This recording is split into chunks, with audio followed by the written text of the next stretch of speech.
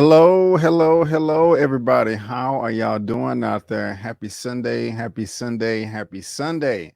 Thank you so much for being here this Sunday with me. I really do appreciate it. Have the Cowboys won yet? We got a minute and 37 seconds left. I think we can go ahead and count this as a W. Y'all can see the little banner that I have at the bottom. Go Cowboys, go Cowboys, go Cowboys. I am a Cowboys fan. But give me 1 second as I try to untangle some wires real quick so I can uh be good to go. But no, thank y'all. Okay, I'm good now. But thank y'all so much for being here. I really do appreciate it. Let me know as y'all are coming in. Who was y'all rooting for? Y'all Cowboys fans like myself. I gotta know. I gotta know. So we're gonna go ahead and just mark that as a W for the Cowboys. Look like our boys are 4-1 going into this season. So that's what's up right there. I am a happy fan. And so, hope you guys had a great day today. Hope you had a great weekend.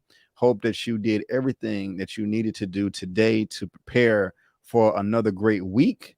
And so, let me know all that good stuff down in the comment section below. And let me go ahead and just shout out everybody in the building right now. We got Naries21 in the building. Good evening, cool cats. How you doing, Naries21? Thank you so much for being here.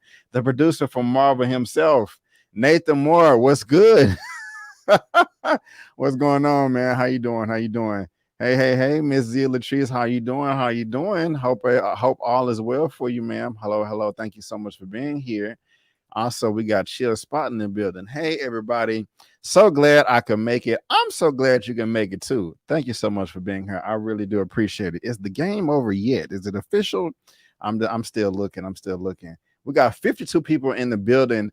So that's what's up. If I can get 52 likes, and yes, Chill Spot, I'm maybe doing this by myself and with you guys, or may have some great pundits and panelists and all that come up too. So we're just gonna have to see. Hey, Max Lamont, how you doing? How you doing? What's going on? Thank you for being here. Mark God, what's up, my brother? How are you doing? I'm doing all right. How are you? We're almost live. Well, we live now, D Stizzle. So thank you so much for being here. I do appreciate it. Thank you. What's good, Buck Odie? Hey, how you doing? Good vibes, yes. All the good vibes. Send them my way. I'm gonna send them y'all's way. All that good stuff. Thank you for being here. Ed Mayer, can't stop Dave. Can't stop Dave. No, you can't. For a quick second there, I went blank. Like, what are you talking about? But of course, I'm the one that came up with the topics, and so I'm tripping. What's going on, Roy Roville? Hey, what's up, folks? How you doing? How you doing? Thank you so much for being here. All right, we got Khalitha Albert in the building. I love the close of Dave Chappelle. So did I. So did I. So did I. So did I. So did I. And so, are they still playing right now? Okay. I love it too. We're gonna talk about it. Kellen 221. Hello, everyone. I made it just in time. Yes, you did. Yes, you did. Whether you're watching this via live or in the replay, it's all good. But I am glad that you guys are here. Let me know how I'm sounding. Let me know how I'm looking. Let me know if the chat is working out for you guys as well. If it's going fast, if it's going slow. Oh, it did one of those scroll things again. Okay. I'm back. Brian Schaefer. Boo. I hope you're not hating on my Cowboys now. We're gonna have to see. We might have to see. I may be a fan. I got Cowboys get today. Yes, ma'am. Mara Sharice in the building. Hit the like button as we mourn the loss. Oh yeah. You are in New York, aren't you? So sorry that your New York Giants lost this important division game, but it's okay. It is okay. But thank you so much for being here, Mara. I do appreciate it. Thank you, ma'am. Hey, Melissa, how you doing? Hi, everybody. What's good, ma'am? How you doing? All right. Thank you so much for being here, Melissa. I really do appreciate it. And that scrolling thing again. Brian Schaefer, what's good, man? What's going on? Josh Judd, go Cowboys. Yes. That's what I'm talking about. Talma Christian, yo, what's good? Hey, how you doing? Nicole CNC in the building. What's up? What's good? Hey, how you doing? We've got a 49ers fan in here. ER's grandpa. Hi. What's going on? You trip me out every time with that. Kelly Lee, what's good? Hi and happy Sunday, B. Thank you for being here. KP Lovely, hey, how you doing?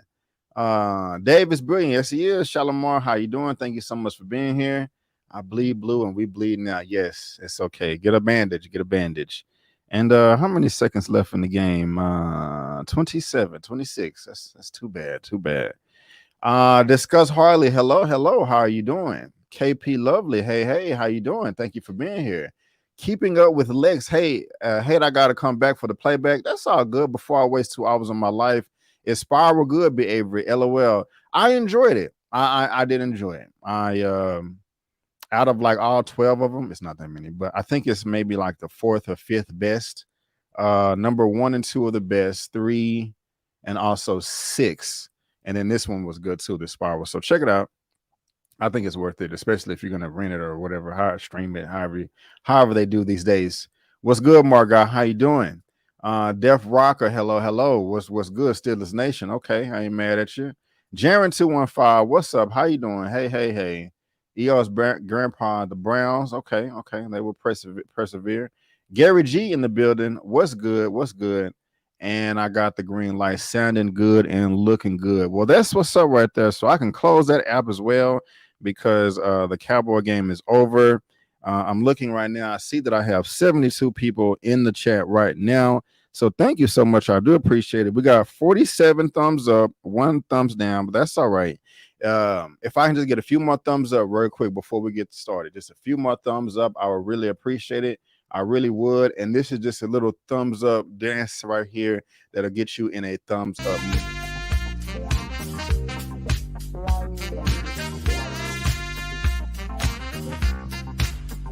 Hit that thumbs up button. Hit the thumbs up button. Okay, I timed it wrong, but hey, Will Ferrell and his whole team with what is the name of that movie? Jeez Louise. Anchorman? Yeah, Anchorman 2. They want you to do some thumbs up. And so, yeah. And Mara said that Spiral was looking decent as well, too. So checked it out. The haters thumb down is still engagement, Brandon. Yes, it is. Yes, it is. And so, guys, again, I want to thank you guys so much for being here. I really do appreciate it. And we can go ahead and get started with this movie news roundup show, talking about number 34 for the movie news roundup show. Guys, thank you so much for being here. I really do appreciate it. All of the topics that we are going to be discussing today are going to be down in the description box below, so you can read at your own leisure, whether you are watching this via live or in the replay. And also, if you're watching this via live on the replay, please let me know what you think about all the topics, my commentary, all that good stuff. Because I do read all the comments and I want to hear from you guys. I am coming to you live this Sunday, October the 10th, 2021, 6:30 p.m. CST on YouTube at Just My Opinion Reviews. Also Twitch at Just My Opinion Reviews. Facebook.com/justmyopinion. And you can also follow me on social media at Just My Opinion 84. All right, guys. Well, let's go ahead and move on to the first topic of the day. And the first topic of the day has to do with that good old box office. And just to see how things are doing, we had Venom come out last week, which was really good. It debuted at $90.1 million domestically. So that's pretty dope. I was not rooting for the film myself. I just wasn't a fan for the most part. But hey, a lot of people out there like this. So that's pretty good. A lot of people are kind of curious what that drop off was going to be week 2. But this week we have a new opener with the 007 James Bond, No Time to Die. And I have that report right here from Deadline. And it says, No Time to Die, Daniel Craig's final Bond film, opens to $56 million at domestic box office Sunday update. And again, excuse me, guys, just a friendly reminder that if you're watching this via live or in the replay, there's a link down to this article down in the description box below. But going back over to the article right here, It says Sunday AM. Let me see if I can zoom in on that just a little bit. There we go. Sunday AM. When it comes to Bond and the box office, the world is enough. That didn't sound right. When it comes to Bond and the box office, the world is enough. And the bigger exclamation, as we first told you earlier this week, was going to be in No Time to Die. Global figure, which is coming in at 145.5 million, which is very close to their 115 reportedly. Compromise of its opening weekend domestic and second weekend abroad. So this weekend that we're in now was the first weekend in the States that it opened, but it opened up overseas a week ago. So just if you wasn't aware of that. I'm laughing at Karma's comment. Um, compromises opening weekend domestic, second weekend abroad. We've heard that there's a great holes throughout Europe and with even bigger riches ahead in China. And which is great, guys, because China, this is getting a China release date opposed to like other recent large releases like Shang-Chi and Black Widow, which is still kind of idle right now as far as those releases are concerned. But going back ahead of China, when the Kerry Hoji Fukunaga film lands there, all in right now for the MGM United Artists releasing Universal Eon title, $313 million worldwide. And so $313 million worldwide right now. It's at $56 million domestically. So that's nothing to hash out right there. Now, I said I almost forgot this came out. And I'm going to address that in a second. And no, Z, I haven't watched it yet. I may go after the show. I was going to go early this morning, but I didn't get a chance to. I had some other stuff to do. So I haven't even seen the latest Bond yet. That's unfortunate because I heard it's pretty good. But before you guys scoff at the $55 million or $56 million, you may be saying to yourself, wait a minute now. Venom opened to $90 million. It's opening weekend. Shang-Chi opened to like 70. Black Widow opened to 80. This is only $56 million. What's going on? Well, all those films that I listed prior to that opened up, I think, on Thursday nights exactly. This Bond, they say that this is the first weekend, but I think it opened like last Tuesday or last Wednesday. So those people that went even earlier, those numbers would not count in the opening weekend for the box office for No Time to Die. And I'm pulling up No Time to Die. I'm pulling this up right now on IMDb because I just want to confirm this because I was just seeing on Facebook, people, I have my friends on. Well, I mean, everybody has friends that go to the movies early on Thursdays, but it was some people that was going on Wednesdays and, hey, I just got out the theater. I loved it. They were in the United States. So where is the freaking release date? October the 8th. Okay, well, October the 8th was a Friday. So, maybe my little assessment is incorrect. I doubt it, though, because I could have sworn there was some people that saw it early in the week. So that was my thing. Because when I first saw that at $56 million, I was like, man, yeah, I don't know. And I thought about it. I was like, wait a minute. People saw this early in the week. So that's one of the reasons why it's not opening. It doesn't seem like it's opening big like that. And so Venom dropped 34%, not 34%, 64%. What is not terrible. I mean, it's not good, but it's not terrible. It's not like 70 or anything. Let me share this with you. So that's No Time to Die. Let's see what Venom did. Right now, Venom is at 100. So $90 million opening weekend. Right now, it's at 141. Karma, to address your comment, when is Venom going? Hey, thank you for being here, man. I don't know. It'll be a few months. It just really depends on how well it does at the box office and streaming. I would say no more than 3 months, but well, this is a Sony thing too, so they're definitely not really into that 45-day window stuff that Marvel was trying to do. I remember the president. I think they actually made a statement when they did well last week, saying that we're theatrical only.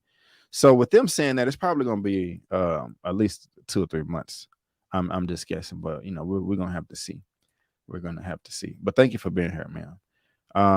But Venom, Let There Be Carnage, 185 right now worldwide. Now, when I click this tab right here, you see it did 90 million. first weekend. It did 32 million the second weekend, which is this weekend, with a drop of 64%. Again, a lot of this is just hard to scale because we're in pandemic and stuff. If we wasn't, these numbers would still be good. And 64% isn't necessarily bad if you have a huge opening weekend, but I mean, this weekend was bigger than the first Venom. So that's great right there, especially with us being in a pandemic. So I would go to say that Venom is doing pretty well at the box office right now. I don't know what their international release schedule is. I can look probably. Let me do that real quick. Let me bring the keyboard closer to me so it'll be easier. And Venom, Let There Be Carnage. We're going to scroll down here. They used to put the release day stuff at the top. I don't know why they put it at the bottom now. Okay. So what's today? So yeah, it's only open at these locations. So United Arab Emirates, the 13th of all these right here and below. Well, y'all can see. Hasn't even opened yet. All these territories worldwide. This is a lot. This is a ton. This is 75, 80% of the box office. So they don't open in Thailand until December 2nd. So yeah, Venom is doing all right. Venom is doing all right. And is China on here as well? China, Illinois. It's not exactly how that song goes, but comment if you know what I'm talking about. Anyway, it's doing well.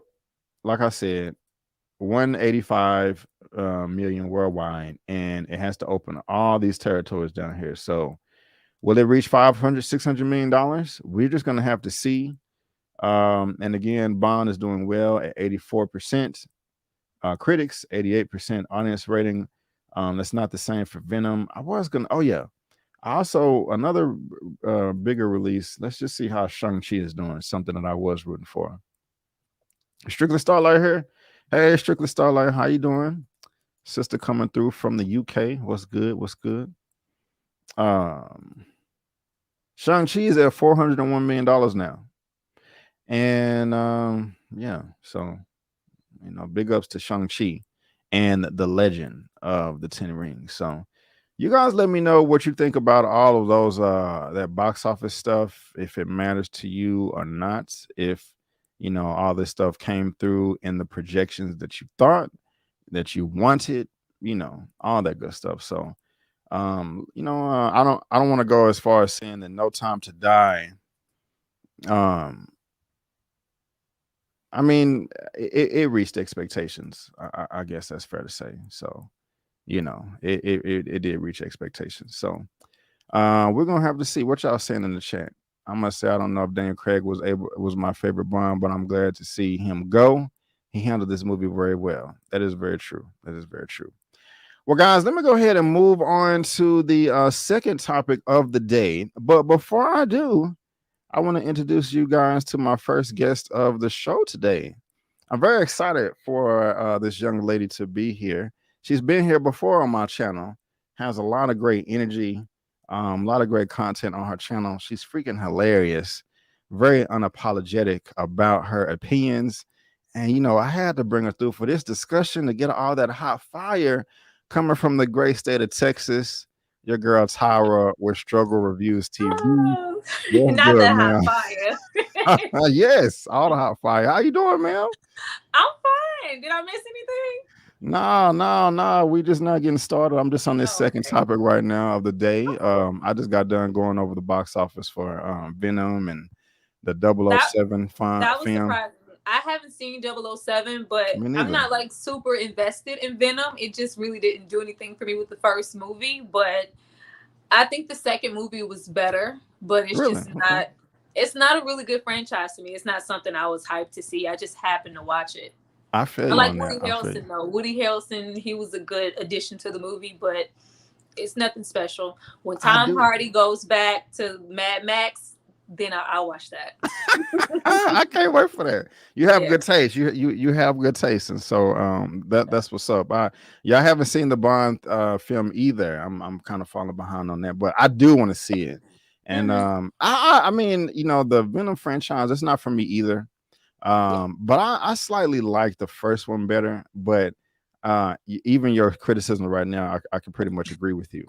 You know what Yeah. I'm saying? So, but ma'am, again, I want to thank you so much for being here. You're welcome. I'm happy, and I'm really excited for everything that we Glad to have to be talk here. about later on today.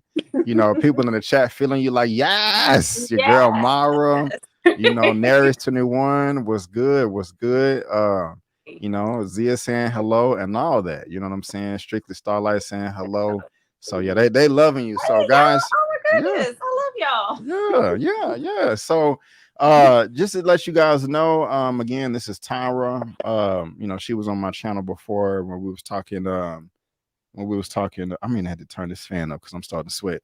We was talking Candyman. And you can follow her on social media. All of her information is in the description box of this video. And guys, you can also head over to my channel tab as well. And there she is right there. Struggle Reviews TV.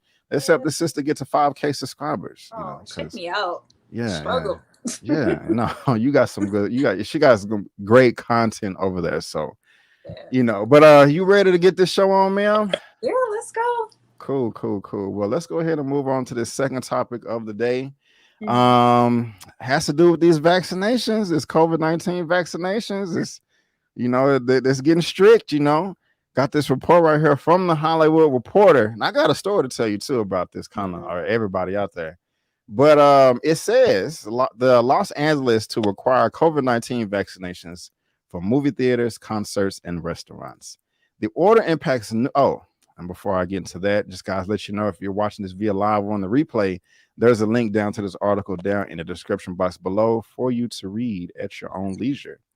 And it says the order impacts numerous indoor venues and will take effect in early November. The Los Angeles City, let me see if I can zoom in a little bit more. Hold on, no, that's too much. Oh, I'm trying to get it perfect. Come on, B, you got it. You can get it. Come on, scroll. Dang. The Los Angeles City Council on Wednesday passed an ordinance that will require residents to show proof of a COVID-19 vaccination in order to enter indoor spaces, including movie theaters, restaurants, gyms, shopping centers, coffee shops, hair and nail salons, and numerous other venues. The new ordinance is expected to take effect on November the 4th. Movie theaters aren't expected to oppose the initiative, just as they didn't when the New York City imposed a similar mandate in late summer, as an alarming surge in COVID-19 cases due to the Delta variant disrupted the box office recovery. In order for the exposition industry to fully recover, we need more people to be vaccinated. It's pure science. The rates of shots went quite well for a while in the U.S., and then they dropped off. We need them to keep going. National Association of Theater Owners, aka NATO, President John Fithian told the Hollywood Reporter in a recent interview. And guys, if you want to continue to read that again, there is a link down to that in the description box below. But how I feel about this, Tyra, and everybody in the chat, like, I'm not mad at them for doing it. People are dying and y'all want to be safe. So I get it. I understand. It's going to piss a lot of people off. Right, and I was going to say rightfully so, but I don't want to go that far. So I mean, that's just how they feel. That's how they want it. They're trying to be safe. Little story I was going to tell is I was trying to go see my screening for Venom last Tuesday, and I didn't read the email thoroughly, and they said that I had to either show my COVID-19 vaccination card or show proof that I took a COVID vaccine test and passed it within the past 48 hours. And when I was reading the email initially, I kind of just glanced over it thinking like, oh, I just got to fill out another questionnaire. So when I showed up with neither one, they didn't let me in. And I was like, dang, so that kind of sucked. I didn't like the feeling of rejection. It didn't make me want to lash out and spit in somebody's face or throw punches. But I would, with all this right here, I'm not mad. I would feel better, and I guess my opinion may not matter because they can do whatever they want. But it would make me feel better if not only they did the COVID-19 vaccinations, but you can also prove that you passed the COVID test in the past so and so amount of time. You Mhm. know, that would be cooler. You Yeah. know, but hey, that's however they wanted to mandate it. So, you know, it is what it is. How do you feel about all this? I do feel like that would be cooler if they did, the test also, but they just not going that route. And of course, we're always behind Texas. They always trickle down to us. It's gonna eventually trickle all the way down, and it'll be kind of everywhere. But I understand. I mean, I've had COVID personally, so I know it's nothing to play with. But I think the way that they're going about it, even though it is for safety, I feel like it's very divisive. It always, the whole, show your card and show that you've been vaccinated is very much giving me, like Hitler's regime, the reign, show me your band. Like, I feel like this is going to create separation. Like, it's a little scary because it's Yeah. like, we're going to start here, with the restaurants and the movies. And eventually it's going to, like, am I going to be able to go in the grocery store? Or it's going to just trickle down to where people are going to be separated because only the vaccinated can do this. And then you're going to really have that clear, what is it, have the ban. And it's like, oh, if you don't have the ban, people are already treating people who aren't vaccinated or for their personal reasons, just, have decided not to, differently. So when it comes to us actually going into places, it's going to be a sense of, we can get in and you can't.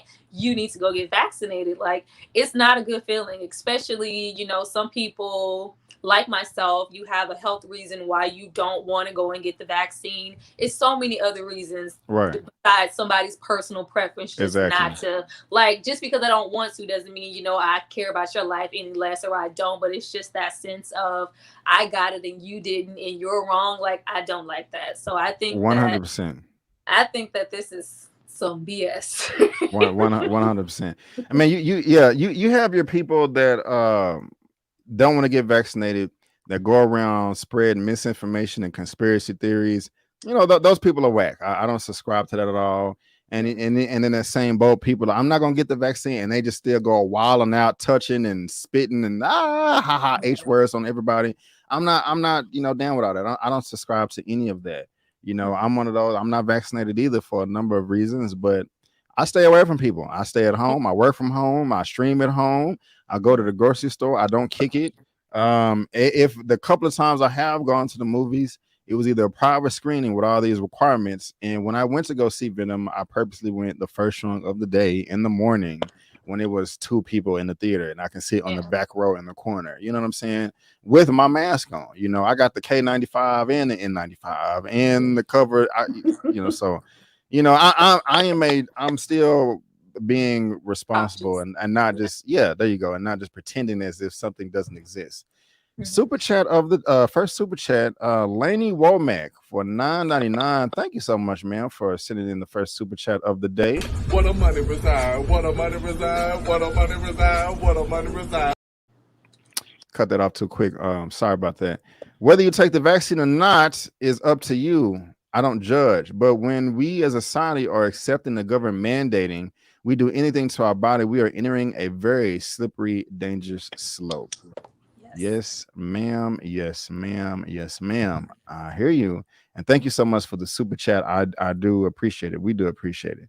Mm, okay, that's an interesting comment. So again, thank you so much, Laney, for the super chat. I really do appreciate it. So hopefully people can just Brandon in the theater looking like y'all silly.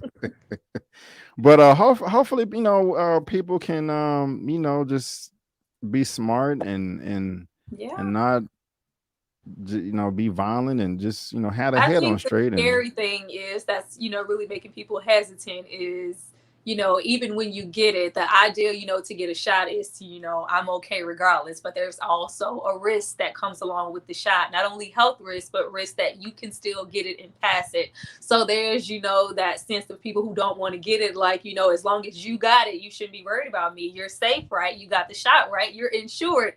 But then it's just kind of like, no, you're not. You just never know. So there isn't urgency with a lot of people, where some people are, you know, I need it for work purposes. I really need to get it right now. You know, it'll make me feel better to have it. Then it's just some people like myself and others who are just, you know, let's just wait. Because we know, I think everybody at this point kind of knows eventually it's going to be, you know, absolutely mandatory to where we can't put it off anymore. But let me go at my own rate. Don't try to force me to get something, because I think that's really what's scaring people away, because it's just like we already went through the trials of, you know, oh, we're offering $100, we're offering concert tickets, they were offering weed to get the shot. Like, it's just like, you know, if it's all of that, then why do you have to offer me something to get it? It's just like it's still scary the way they're going about it. Like, let people move at their own pace.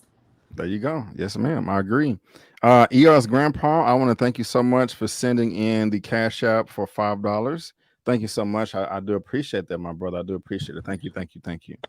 And so let me just check the chat real quick. Okay. So let's go ahead and move on to the second topic of the day. Has to do with that good old Disney Plus, something that I'm a big fan of. I know a lot of you out there in the chat is a fan of as well. I'm curious to know, are you into Marvel at all? I'm more of a DC person, you know what I'm saying? I wish OneTakeBigDog was here, because he's DC too. Yeah. I'm a DC person, but I do watch. I did partake in the series. Okay, nice. Well, that brings us to the third topic of the day. Have this right here from Variety. WandaVision spinoff starring Kathryn Hahn in the works at Disney Plus, and they have the exclusive. And so a WandaVision spinoff starring Kathryn Hahn is in development at the Disney Plus from Marvel Studios.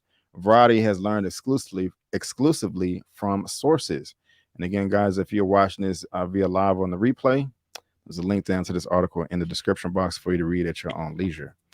Hahn will reprise her role as Agatha Harkness in the series, which is described by sources as a dark comedy, though exact plot details remain under wraps.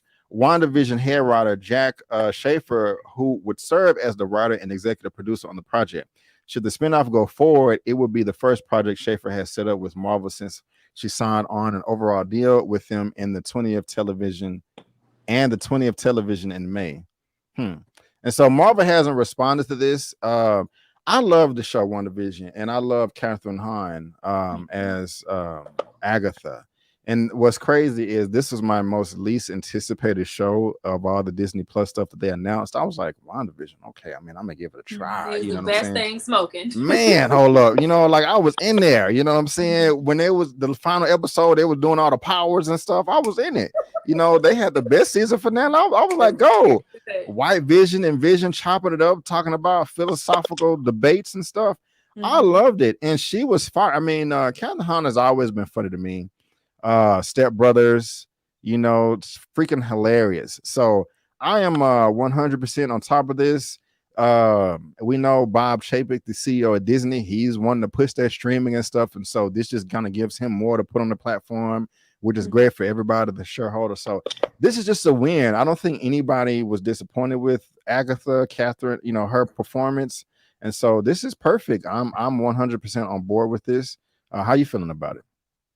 I'm for it. I really do think they have a billion places to go with her character, because her character is very interesting.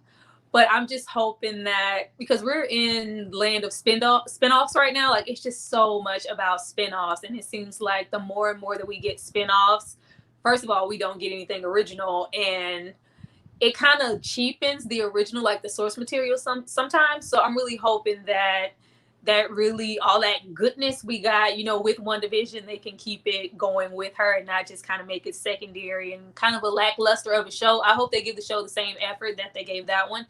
As long as they do that, then there's no reason why it shouldn't be good. But I don't want it to be any cheap, you know, lesson storylines tired just because it's a spinoff. Like, I need the same amount of effort. I need to be like this watching it, just like I love it. Right on. Let me ask you this: if they were to do it, would you want the story to take place before the events of WandaVision or after? I'm on the fence. I can't decide. Before? I want some before. Nice. Because I like a prequel too. Because it was that one episode to where they went back to like the Salem witch trials or something, like year 1400, and they would, you know, they were doing some type of power ups and stuff. I was like, I kind of want to see more of that. see. I mean, I'm not really into witches like that, but I still. think when we start from before, we kind of have a lot further to go. So it could, that could be a whole Yeah. season, and then season 2, we have so much to, start with when we go there versus we kind of, because we know about her, but it's just like, what do we not know? I want to know the stuff that we didn't get to see. Exactly. 100%. 100%. So that's what's up right there. So yeah, we are in 100% agreement. We both want to see this Wanda spin-off show, and we both enjoy WandaVision.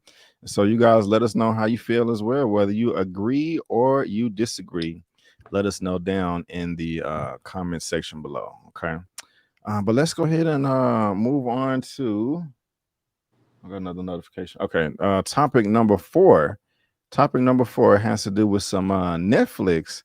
And I'm happy for the sister right here. I am not familiar with her, but hey, she's black. I root for everybody black. It's just straight up. You know what I'm saying? I saw a black face winning. So I'm like, hey, let's do it. So I got this report right here from Deadline. It said Netflix names Warner Brothers exec Nisha Kuyakindal as VP of Film. Nice. And I wish this would move out the way so I can show her face. Oh, God. Okay, there we go. Look at this pretty sister right there. I read Kirkendall. Oh, okay. What did I say? What did I say? No, I'm saying that's what it says. I said, I'm from Texas because I read Kirkendall. I'm listening. Right on. I ain't mad at you. Let me make this bigger. Netflix has hired former Warner Brothers EVP production Nisha I don't know how to say it. Kaya Kendall as his new vice president of film, reporting to Scott Stuber, the streamer's head of global film. In her new role, Kaya Kendall will oversee a new group focusing on mid-sized features. At Warner Brothers, she worked on such blockbusters as the first It movie, on which she executive produced, and Oscar winners A Star Is Born and Judas and the Black Messiah.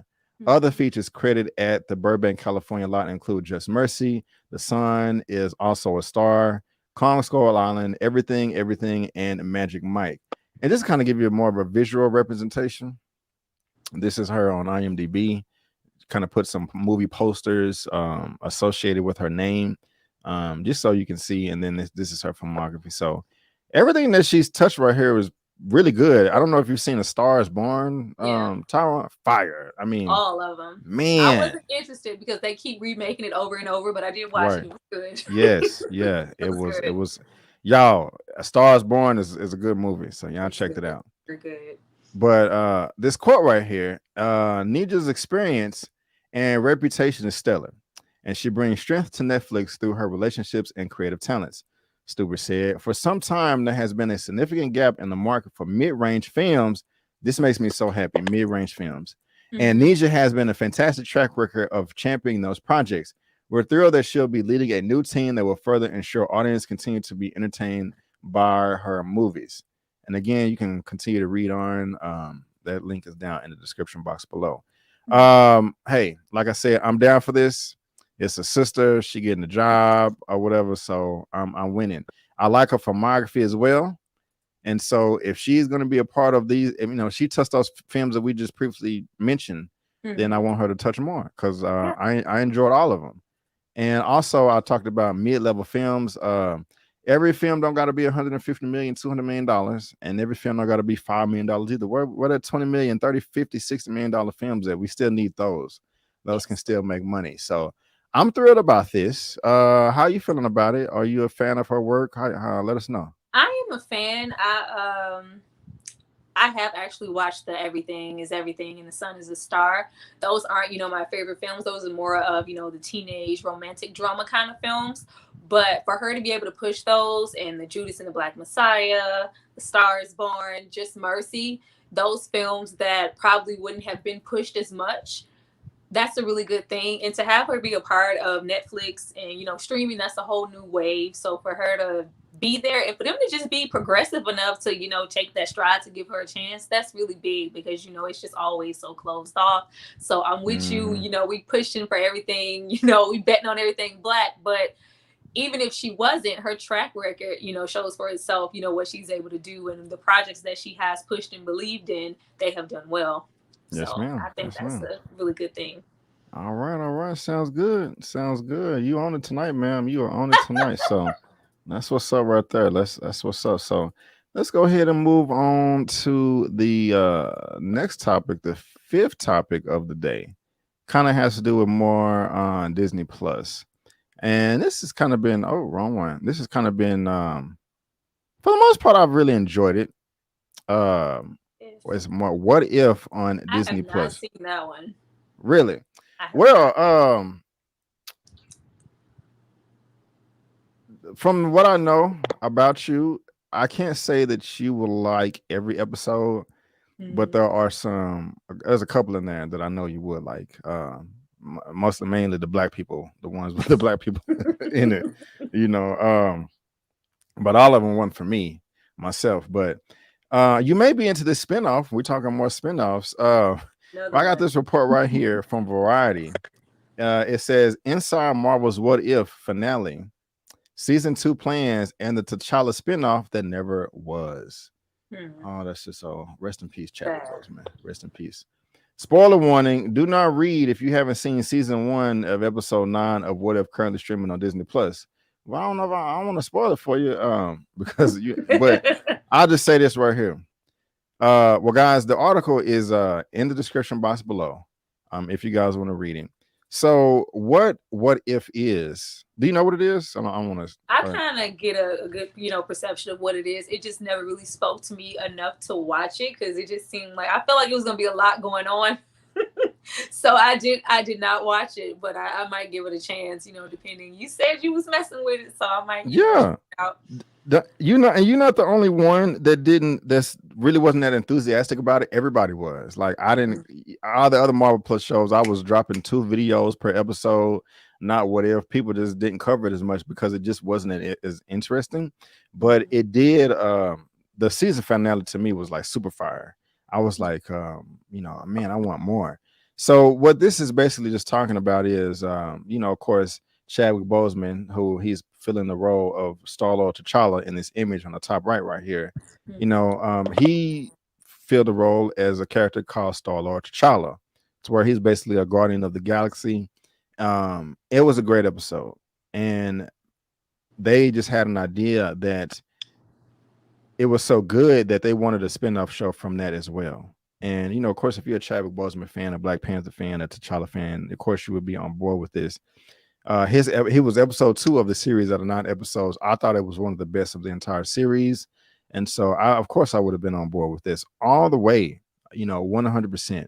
I mean, it was just a great performance, And the thing is when they first announced, like, hey, we're going to have this what if right here, Chadwick Boseman is going to be Star-Lord T'Challa. I was like, Star-Lord T'Challa? I don't want to see that. That don't really seem that interesting to me. Like, I mean, why can't he be doing something else? That just seems so random, But Tara ended up loving it. It was good. It was I'm gonna good. check it out. Yeah. So I think you'll like episodes 1 and 2. I don't think you'll like episode 3. I'm just gonna say it now. I don't think you'll like episode 7. So I don't know. I mean, if you got some time on your hands, check it out. Again, like I think you'll like it. So let me see what everybody said in the chat. Recast T'Challa. I saw it today. Chadwick Boseman. Yeah. Recast T'Challa, recast Shuri. Oh no, Maro, you want to recast Shuri? We're gonna be talking about it. Shout out to Melissa giving that beautiful compliment. Struggles reviews hair is so beautiful and the glasses are too cute. Thank you, yeah. Thank you. I agree. I agree with that comment right there. All right. Well, yeah, but yeah, definitely keep me posted if you do get a chance to check it out, because check it out. it's I'm gonna say something about it. Oh yeah.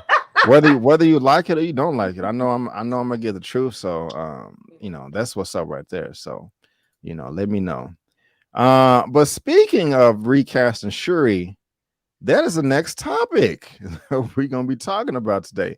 And before we move on, we have 112 people in the chat right now. So thank you, all of you. We got 105 thumbs up. That's cool right there. Can we get 10 more thumbs up? 10 more. 10 more thumbs up. 10 more thumbs up. We got here's some thumbs up music for you. Here for the thumbs up.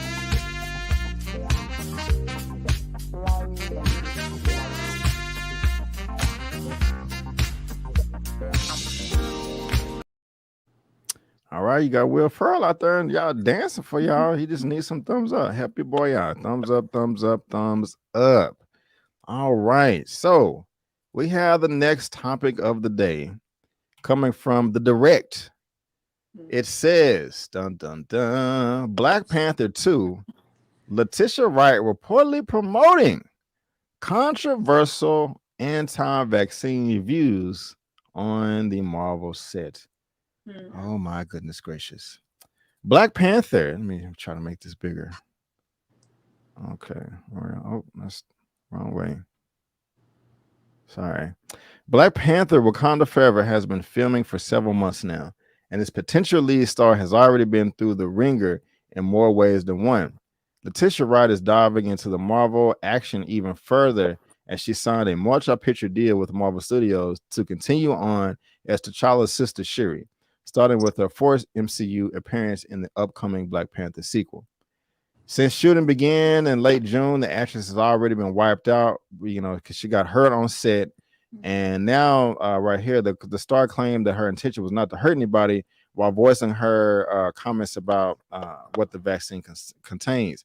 So she was kind of getting ripped up for that. And there's another part in here. So this is also coming from a report from the Hollywood Reporter. Again, all of this will be in the description box below. And I want to show you this picture right here. You see this? It says vaccinated with a wristband. This is now a requirement on the Disney set. They got to walk around with the wristband saying that if you was vaccinated or not. And apparently that has, struck a fire under her to just speak out, with her opinion, which I don't advise. I don't advise at all. It's just not smart. So that's from the Hollywood Reporter. And so the report elaborated on Wright's opposition to the COVID-19 vaccine, stating that a set source on the Black Panther 2 production claims that Wright was espousing her views about the COVID-19 vaccine on the set in Atlanta. The Hollywood Reporter explained that this is likely in response to Disney's new company-wide sticker system that requires proof of an individual's COVID-19 vaccination status. This stipulation was a part of the agreement between the Alliance of Motion Picture and Television Producers, AMPTP, and Hollywood's unions that allowed the industry to keep running amid the ongoing pandemic. And lastly, the new guidelines will state that Disney will require a wristband to identify a fully vaccinated individual. Those who are not fully vaccinated against COVID-19 will not wear a wristband. And again, you can keep reading if you want to. This is just dumb. I mean, my thing is, it's like, look, if somebody asks you a question, if you're just chilling, minding your own business, and somebody asks you a question, hey, how do you feel about the vaccine? Are you going to get the vaccine? If you answer that honestly, then you're good. They shouldn't have asked you. You know what I'm saying? Like, if you don't want my answer, don't ask. Leave me alone. But I mean, still, if you're at work, like if I'm at the job and they're like, hey, how you feel about the George Floyd? I'm just going to be like, I'm just not going to talk about that at work. I'm not going to talk racism at work, white supremacy. I'm not going to talk about vaccine stuff at work. I don't talk about vaccine stuff, period. I mean, I don't get my opinion. I may report on something as I'm doing here, but this is just silly. Yeah. You have the key to the golden goose here. You got the money. You got I don't know about you got the access to get the money. Hold on to the bag. Like just chill. You on the largest stage in the world. Don't mess it up. Yeah, I mean, and plus Marvel, they're firing people. Alan, they fired James Gunn for his disgusting pedo tweets. Yeah, that was horrible. God, I mean, that was worse than this. So, but I'm just saying, like, I mean, look, you got a good job, you got some good connections. Just chill, you know what I'm saying? Like, they're not gonna give you a raise. You know what? Kevin Feige not gonna come to her. I like that point you made on them vaccines. You know what? You have inspired me to do more research. Accountant, whatever. Give her $1 million more. Of course, it don't go down like that, but I'm being silly. But I just don't understand. Now it could be a snitch on set. Well, apparently it is. That's over exaggerating. It could have been a private conversation that she was having, and they ear hustling or something like that. But it did say espousing. I hope she's not going around with signs and stuff. Guys, Let's not do it. Protect your bodies. Okay, they're trying to kill you. Okay, come on, black people. Like, man, she doing that right there. Like, whoa. Oh, man. I doubt it though. I doubt it. But what do you make of all this, man? How you feel about I have it? been following her for some time, and she does seem like she's a bit more on the activist side. So I can maybe see her with the sign. Oh, But no. it's the same thing, with what you said. I just feel like at the same time, I don't want anybody to come up and tell me why I should take the vaccine, and I shouldn't go up to somebody and tell them why they should and what's it going to do. Your personal preference is your personal preference. Now, if you have a problem, with the ban, and you have, one or, when somebody you need to speak to about your personal self, I think with, the whole injury and that whole incident, it's already kind of making her look, like a weak star. Like, can she handle the pressure? She's doing stunts. Like, it's just kind of already making it a little questionable. And now it's just like, well, dang, like it's such a heavy attachment now with the COVID. In the vaccine is so big now, they will definitely, like, if that's what's going on, they're going to attach her problems with that whole thing is going to be attached to the film. Yeah. And it's not going to go well. Like, let's not ruin it before we ain't even got it yet. Yeah. Like, just hold on. Don't like keep the sand from under us before we even get the film. You know what I'm like, saying? We don't have time for you to mess with the structure.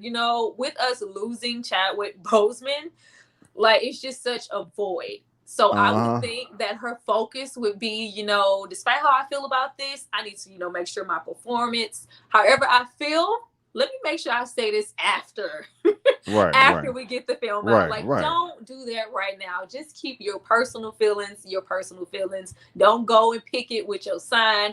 Not right now. Now, when it's out and it's in theaters and we get what we need, like, it's not fair. Like, I'm sure she already got her check and stuff. Like, what about us? We want the film. And I just don't want any negative thoughts about the film. We already have, the whole set incident. Like, it's just layer up on layer. Then it's like, what's next? If there's an issue with her and they feel like, we need to let this person, because they letting people go now. Like, they really don't care.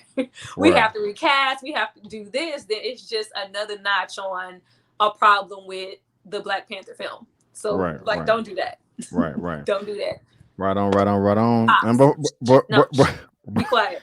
And let's go ahead and get another opinion on this right here. Bringing in my second guest to the show. Y'all know him as the stock market master genius. That's Mr. Lamont. Where life gains. How you doing, my brother? How you doing? I'm good, man. How you doing? Struggles? Hey. Pretty good, man. Pretty good. Thank you for being here, my brother. Oh, for sure. Doing all right? Hanging tough, man. It's always an adventure when there's a 15-month-old person living in your house, but I'm here. Right on. Again, thank you for being here. Of course, y'all know this is Lamont. Follow him on social media. His information is in the description. He's also on my channel tab. And so, my brother, we just gave our opinion on this topic right here with our sister Letitia Wright, apparently espousing her anti-vax views on the Marvel set. And she may be upsetting some people. I was kind of saying to myself, like, hey, just keep your opinions to yourself, or it's a difference if somebody kind of came up to her and asked her a question and she just answered it. We got some ear hustles around, but I'm pretty sure you heard of the story, man. What do you make of all this right here? She need to just shut up. I mean, for real, she just need to shut the hell up, because what she's doing is speeding up the thing that's backed by Lamont, Tyson, and Eman, which is recast T'Challa. That's what she needs to do. She is in an opportunity where we're going to get the story of Black Panther being led by a woman, taking the mantle early. It's in the comics, but we didn't think we was going to see it this fast. And this just goes on top of a whole lot of other stuff that's been leaking from Marvel about Letitia Wright's getting ready to be the lead. It's almost like the pressure is falling on her and she's cracking somehow, some way. Right. So you had her injury, which kind of told everybody that she is definitely about to be the Black Panther, from trying to do the stunts and all that. You had another time where she got into it with somebody over the vaccine, and now you got this. And whether she cares about, other people's feelings or not, the corporate unit is starting to make people take this vaccine because they don't want to be losing their workers. And like you said, B. Avery, someone came up to her and asked her opinion. That's one thing.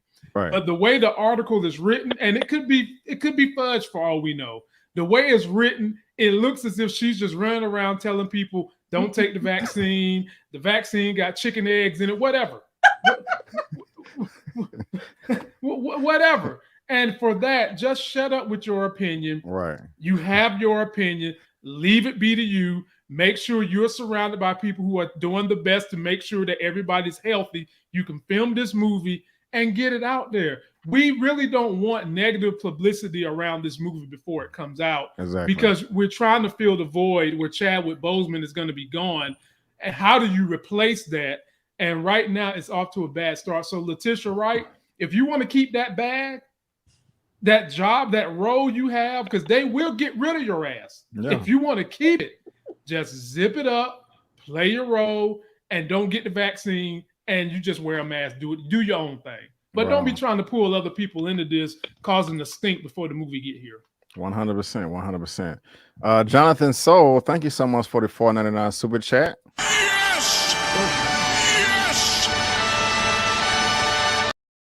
I agree 100%. In certain topics you don't talk about at work, politics, religion, and now the vaccine.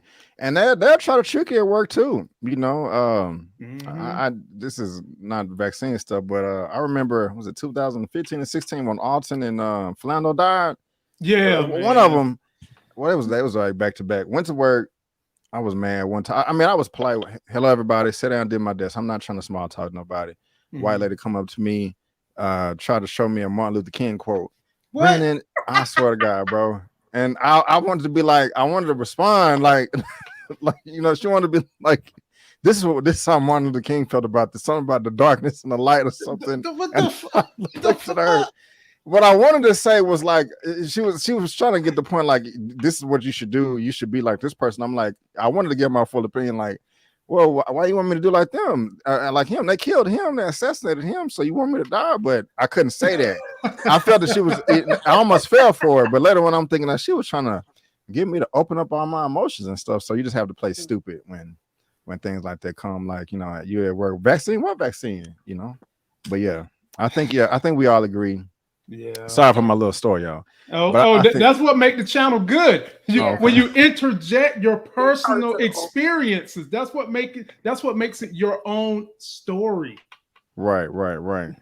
Oh, okay. I thought y'all was talking about cussing. Not sure. Y'all talking about my story. Okay. I'm like, we're not gonna. Okay. I was like, I was shocked. I was like, wait a minute. Some of y'all. Anyway. Okay. All right. Well, we got two topics left. So let's go ahead and get to those real quick. And this one right here, this movie comes out in a couple of weeks. Yes. I'm very, very, very excited about it. I'm very excited about it. What background we're gonna do? Y'all like this one? You like this one? You like this one? I'm gonna let Tyra pick. Yeah, I like the one with the people standing. Me too. Okay, we gonna get. Please pick real magnificent set. Like it looks real Western. Already. Well, let's do it. We got this report right here from The Insider.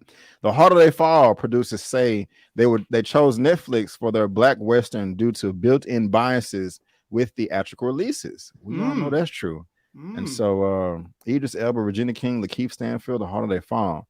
And before I get into it, just again, if you're watching this via live or the replay, there's a link of this article down in the description box below for you to read at your own leisure. The producers, make it a little bit bigger. Come on. The producers of Netflix new A-list all Black Western, The Harder They Fall, has said the streamer was the best studio for their film because of the built-in racial biases in theatrical releases by traditional studios. The film director Jamez Samuel and producers James Lasseter were asked by Insider why they decided to take their film to the popular streamer at a press conference for the film before its premiere at the London Film Festival Wednesday. If we're going to tell a story like this with the cast, the goal is to have as many people around the world have access to it.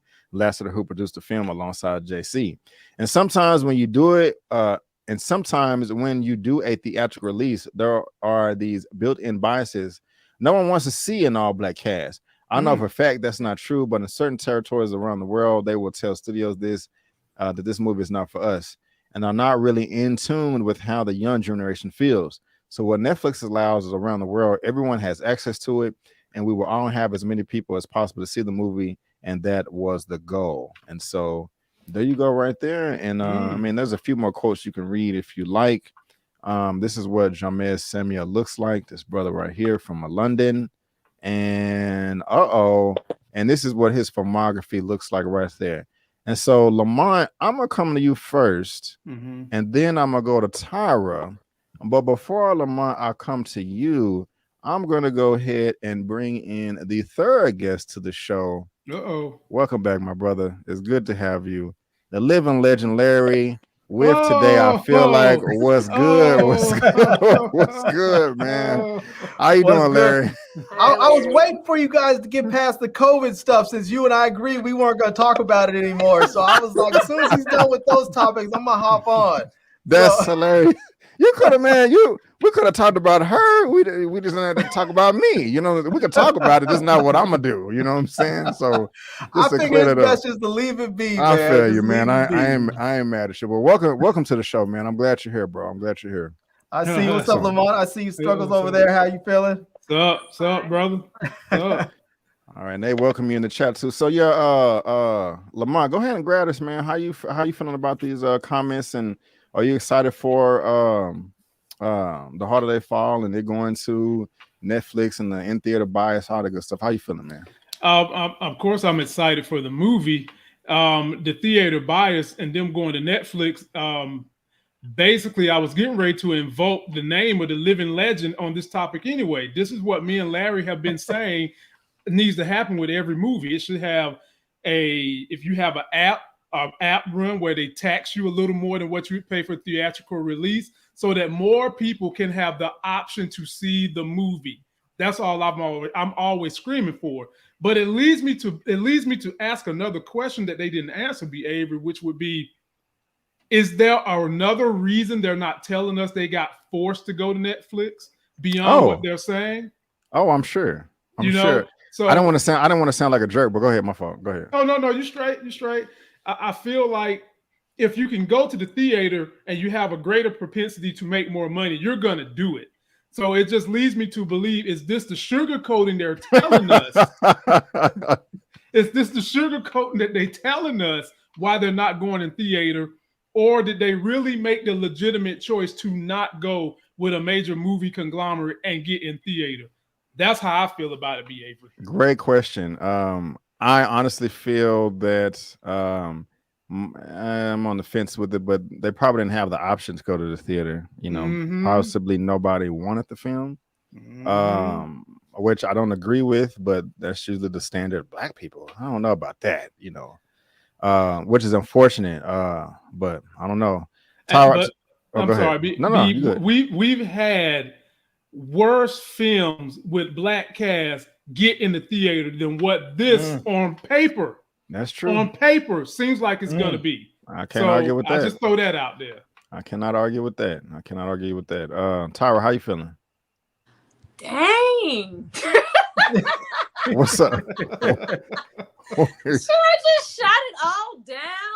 I am all for them releasing it through Netflix. Even with that being a legitimate answer, I do feel like we're not going to pretend. Sometimes we do, have biases when it's an all-Black cast. Not that I don't think that will be here, because we do have Idris, and we got some real big heavy hitters here for people to just look and go, no, nobody's gonna. I don't see anyone really just looking at this and deciding. We can't really bank on Idris Elba and Regina Lakeith. Like, it's so many Jonathan Majors. It's so many heavy hitters here. But I'm glad they're releasing it that way. I think right now, with everything that's going on, of course, the theaters and all of that. But I haven't been as excited to get back into the movie theaters because of the whole COVID thing. It's just not the same experience. So I do like them releasing it that way. And it is going to, reach a broader audience because, if nobody's going to promote it, that's less theaters, less people seeing it, less a chance. Everybody has Netflix. I think that this is a good idea to attach, bigger films to, streaming services because I think it's the new wave. I really don't want it to be because, we don't want theaters to close and stuff like that. But if this is going to be a way to make it bigger, I'm for that because if I can think of any like all black, and I mean all black Westerns, I can only think as far back as like what, Posse? I think that's the only film. And we have, The Buck and The Preacher and, the Django, but those aren't all black casts. And all black cast, I think that this is, but besides Posse, I can't think of anything else. So I'm excited for this film regardless, but I'm just saying, like, y'all just shouted like it's something going on. I don't care what's going on. I'm interested to see it on Netflix regardless, and I think it's going to reach a lot of people. And whatever's going on, have that in the back. I will be watching it as soon as it comes on. Right on. Well said. Before I come to you, Larry, let me address this super chat real quick. Oh, that's the wrong thing. Hold on. What did I say? This is true though. The queen is beautiful. Her opinion matters. Yes. Yes. Am I the queen? Yeah, I was gonna say if you're the queen, we're gonna say you're the queen. We're gonna say you're the queen. Man, claim it. Yeah, we're gonna say you're the queen. But thank you. I don't even know how to say the extra rent. Thank you. But the super chat from Max Lamont for $19.99. Thank you so much. I appreciate it. What a money reside. What a money reside. What a money reside. What a money reside. We do appreciate it, man. Thank you so much for that. Larry, get on in here, sir. How are you feeling about all this? The holiday. Man, I have all kinds of feelings about this film beyond just whether it's going to be on Netflix or in the theaters, man. I mean, first of all, I'm all about my streaming stuff. I want to see everything on streaming. I want to stay at home on my couch. I want to have dinner on the stove. I want to drink what I want to drink. I want to hit pause so I can get up and go to the bathroom a bunch of times because, I'm 50 now and my bladder is not as big as it used to be. So I want to be able to get up and go to the bathroom and hit pause and not have to worry about missing stuff. Now, also, I feel like everyone's worried about the theaters. I feel like this is a great opportunity for Black people to come together and make great content with our folks and wanted to go to streaming. Let streaming become the domain of Black people because streaming is the direction that everything is going. We can deny it. We can say that theaters are still have their place. The theaters are a failing business model and streaming is the future and Black folks should get in on the ground floor. Black folks should look at streaming as like Bitcoin. We should jump on it now and we should get as much as we can so that when it blows up, we are already fully cemented in our place is already fully cemented in that platform. And I agree. And so there should be more Black movies like this going directly to Netflix. And we see some of it. We see people like Chappelle who made their deals with Netflix. And we've seen Shonda Rhimes and other folks. We need to see that out there. But I have other issues with this film, like you've talked about before, like with what's her name, Zazie Beetz or whatever her name is, playing this, this high yellow chick with her playing this dark-skinned sister out there. We're talking about a film from the American West, and we have Idris Elba, who's not even from the U.S. I mean, we couldn't have. I mean, and then we have Regina King, who's making all kinds of crazy comments about how she doesn't like working with Black American actors because they're lazy and all kinds of stuff. I'm like, come on, man. When did she say that? Yeah, I ain't hear that one. Something to that effect when One Night in Miami was coming out, I heard her say something about. Well, no, I don't remember. I don't remember that. I don't remember that. It was something to that effect. My point is that we have an opportunity to do good things here. We just need to do them right. Now, I mean, there are some times when things are. I know people like to say black is black. Doesn't matter if you're light. Doesn't matter if you're dark. That's true for being Black, but representing particular characters still matter. I don't want to see, Nicole Ari or whatever her name is, her little light-skinned, green-eyed self playing, Harriet Tubman. I don't want to see that. There are some characters that you should put in certain roles and other ones that you shouldn't. It's like, it's just, I don't want to see Boris Kojo playing, Stevie Wonder. Doesn't work, I mean, people need to cast for what works. And don't get me wrong. I know that Idris Elba is a fantastic actor. He is a wonderful actor. I get it.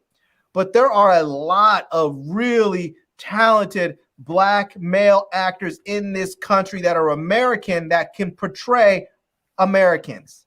We don't have to go looking across the pond to find talent when it's right here at home.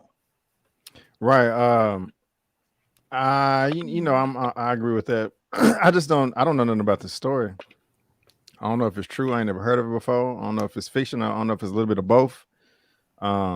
So because I don't, when it comes to that representation and Black Americans playing Black Americans, I only care about that if the story is true. If it's fiction, it don't really matter to me. But that's just me though. But well said. Y'all got any more comments on that? Who would you like to see in the role instead, Larry? Who would I have liked to have seen in that role? To be honest with you, because it does have sort of a nice cast surrounding them, I would have liked to have seen a new actor. I would have liked to have seen a relatively unknown actor in there and let that be sort of a breakout role for them. I don't think that they needed to put a known quantity in that particular role. I would have really have liked to see somebody break out. So yeah, I got a comment. I love when they break new talent. I got a comment for people in the comment section, B. Avery. What's up? I'm calling for a duality release. Some people are saying I want to get rid of movies in theaters altogether. No, that's not what I'm calling for. I'm calling for, if you have an app with your movie service, release it in theaters, but also release it at stream for those of us that want to feel like we can watch it at home and just add an extra fee to it and let us do it. Yeah. Exactly. That way you're doing both. You're meeting both needs and you're running a dual system. I don't see how that loses. That's all I got to say. Mm-hmm. I have to say I agree. It just depends on how much the production of the film was for me, depending on if that works or not. See, here's the thing for me with streaming. I don't want to go and pay. I don't want to have a whole bunch of different subscription services and then have to go pay a whole bunch of extra on top of that to watch each individual movie. There are only certain movies that I'm willing to do that for. Like there are certain tentpole movies. Like I would have paid the premium to watch Shang-Chi. I would have done it, but they didn't do that. And so they lost their money. I'm not watching. I made a point to say I'm not, and me and B. Avery have talked about this before. I am a Bond fan. I've seen every single Bond movie and most of them I've seen in the theater. I am not seeing this Bond movie till it's available on streaming because I'm just not going to do it. I mean, they have pissed me all the way off with this whole thing about putting stuff in the theaters in the middle of a damn surge. We can't just say, COVID's over. People are getting vaccinated. We're still in the middle of a surge. People need to be responsible for those. And I'm not saying you can't put it in the theaters, but give the other people who don't want to go an option to not have to go to the theaters and not have to bootleg your ish. Right on. Before I move on, where you at? One Journey, where did comment go? One Journey, what you mean? Another way to bring division. I wasn't a reply, but I want to make sure I understand what you're saying before I do. Also about streaming and consolidating all the streaming for Black people. There's an app. Was it All Black? Isn't there an app called All Black or something like that, or a station or a network called All Black? It's fairly new. There's something to that effect I've seen on streaming devices, but it's not showing. I think it may have some of the stuff, but the problem is when you start a new streaming service, you don't have the money to create original content or to buy original content that's going to bring the masses in, And when you go to a place like Netflix that has a huge budget, it's built in there. They have the budget, and I don't care. I don't care if the content for us is on an all Black platform. I actually want I actually want our content on platforms where other people are, so other people see it. Oftentimes, when people see an app like All Black or something, BET, they think, oh, that's just for Black people, and they're not going to go. You're not going to see a bunch of white or Hispanic or Asian people subscribing to it. But everybody will subscribe to Netflix, and if they see a cool-looking movie that happens to have an all-Black cast, what do they care? They're already paying for it. They'll just go ahead and watch it. If they like it, great. If they don't, then they go on to the next film. But Netflix has huge production budgets, and I think that's where we should be sending our stuff to, because as we grow and we get more money, you're going to have more of these Black producers that are going to have made these deals, and Netflix will say, no, we've seen success with their stuff. We're going to keep giving them money. And the other people that come, all the other people that come later, they're going to have to fight to get their foot in the door. They're going to have to fight to get their position, because Black producers and directors will already have solidified their positions. So some of y'all getting on my nerve in this chat. I'm just being y'all. Hold on. Okay. Well said, y'all. Well said. And I just didn't know if I was gonna block somebody. But I appreciate that, Larry, and well said. I really do wish they would consolidate all the streaming services for Black people, because there's another one that I had a subscription to. I think it's Urban Flix. I subscribed to for a while. I was watching that cheerleader show. I can't remember, but I tried to give it a try. But it just didn't work out, So, but that's all good. But guys, let's go ahead and move on to the last topic of the day. We got 165 people in here, 144 likes. So go ahead and give me those thumbs up. And I cannot wait to talk about this right here. I mean, this is the topic of the week, of the decade, of the whatever. And I'm gonna come to struggles first. Yes. I had to. And then I'm gonna come to Larry and then Lamont, And so let me sit up. Yeah, go ahead and sit up. Clear throat, all that good stuff. So I got the last topic of the day. Got the report right here from Variety. I got a few reports. I got this from Daily Report 71.com. Netflix subscribers canceling subscriptions following Dave Chappelle's new special, The Closer. Got this one right here from the Hollywood Reporter. Dave Chappelle gets standing ovation amid Netflix special controversy. If this is what's being canceled, I love it. And also this one right here from Variety. Dear White People co-showrunner Jacqueline Moore, that's what Jacqueline looks like, on why she's boycotting chill out. I was on why she's boycotting Netflix over transphobic Dave Chappelle special exclusive. And so if you have not seen the Netflix special, I strongly suggest you check it out. Watch it in its entirety. Do not watch clips that people are putting online and taking out of context. That's why we're in this conversation now. So watch the whole thing. I watched it myself. I got to watch it again. But so first of all, I'm gonna call you Netflix, Tyra. I'm pretty sure the answer is yes. But have you seen the special? What did you think about the special? And if you've seen it and stuff, which I'm sure you have, of course, you know about the past 30 minutes he was on this topic right here, LGBTQIA+. It upset some people. Oh Lord. Do you think that they are right? Do you think they are right in their outrage? Do you think they're tripping, being a little sensitive? Man. Break the whole thing. Dave Chappelle replying, talking about, hey, I love the cancellation. Jacqueline Moore.